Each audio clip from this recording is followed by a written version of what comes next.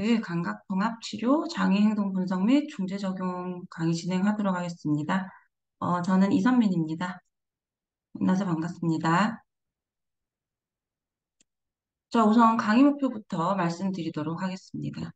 강의는요, 감각통합 장애 아동들의 임상사례를 통해서 문제행동 원리를 정교하게 분석하고 최적의 중재접근법을 체득하도록 하겠습니다. 이 강의를 통한 학습 효과는 감각통합 장애 분류에 따른 문제행동 양상에 대해서 이해를 하고요. 그다음에 감각 조절 장애라든지 실행 장애의 원인 분석, 그리고 감각통합 장애 분류에 따른 문제행동 중재 기술에 대해서 학습하도록 하겠습니다. 그리고 마지막으로 임상 사례를 통해서 실전 기술을 한번 알아보도록 하겠습니다. 우선 챕터 1, 감각통합 장애 행동 분석에 대해서 알아보도록 하겠습니다. 어, 감각통합 장애는요, 크게 두 가지로 나누어져 있어요. 감각 조절 장애와 실행 장애, 이렇게 두 가지로 제가 분류를 해놨습니다. 그 중에서 감각 조절 장애에 대해서 먼저 좀 설명을 해드리도록 하겠습니다.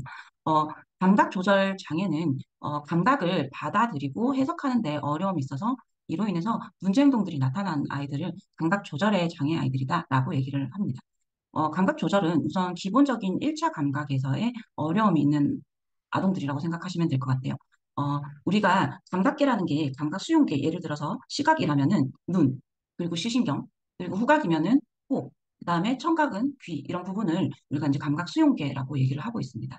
촉각이라면은 피부일 거고요. 전정계라면은 우리의 그 귀 안에, 와우 기관 안에 있는 전정, 그 광고리관 안에 전정계에 대해서 우리가 왔다 갔다 움직이는 머리의 이동에 대해서 알아차리는 그 기관이 귀 안에 있잖아요. 와우 인공 안에 있잖아요. 그래서 그게 수용기계일 것이고, 그 다음에 고유 수용기계 같은 경우에는 근육이나 뼈, 인대 등의 수용계라고 얘기를 할 수 있겠죠.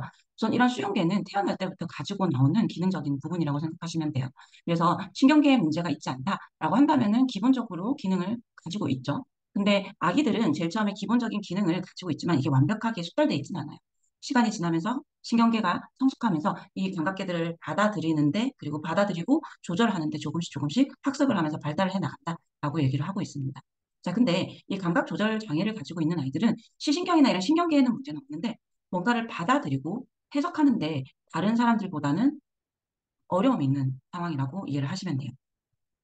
자, 그런데 이 다양한 어려움이 있어요. 예를 들면은 받아들이는 데 있어서 뭐 역치에 대해서 받아들이면 어려움이 있거나, 혹은 아니면은 그걸 해석하는 데 어려움이 있을 수도 있고, 혹은 이거를 집중하는데 집중해서 받아들이고 어떤 거는 억제하고 어떤 거는 촉진해서 받아들이는 이런 신경학적인 그 감각계를 받아들이는 과정에서의 다양한 루트에서 어려움이 있는데, 우선은 우리가 그 크게 그 감각 조절 장애를 구분을 할 때 역치에 따른 분류를 먼저 진행을 합니다.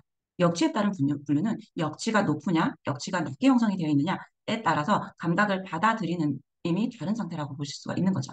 역치가 높게 형성이 되어 있으면은 이 감각계가, 만약에 내가 역치가 7이라는 부분에서 역치가 형성이 되어 있다라면은 감각이 인풋이 10이 들어가면은 이 7이라는 사람은, 7의 역치가 형성이 되어 있는 사람은 감각이 3으로 느껴지게 되죠. 자, 그런데 역치가 15로 형성이 되어 있는 사람은 10이라는 자극이 들어가봤자 이 감각이 왔었나? 라고 받아들일 수밖에 없어요.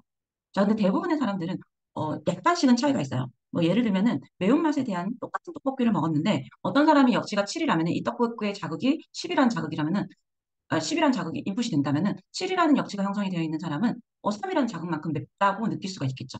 근데 15라는 역치가 형성이 되어 있는 사람은 이 떡볶이가 하나도 맵지 않네? 라고 생각을 할 수가 있어. 자, 그런데 대부분 사람들은 약간씩은 차이가 있지만 우리가 그래도 공감할 수 있는 수준에서의 역치가 형성이 되어 있는데, 이 감각 조절 장애를 가지고 있는 아이들은 우리가 공감을 하기가 어려운 수준으로 역치의 형성 범위를 벗어나는 수준이라고 생각하시면 돼요. 그래서 이 역치가 너무 과하게 높게 형성이 돼서 있는 아이들은 다소 반응을 나타내게 된다라고 얘기를 하고요. 역치가 너무 낮게 형성이 되어 있는 아이들은 과잉 반응 혹은 과대 반응을 나타나게 된다라고 얘기를 합니다.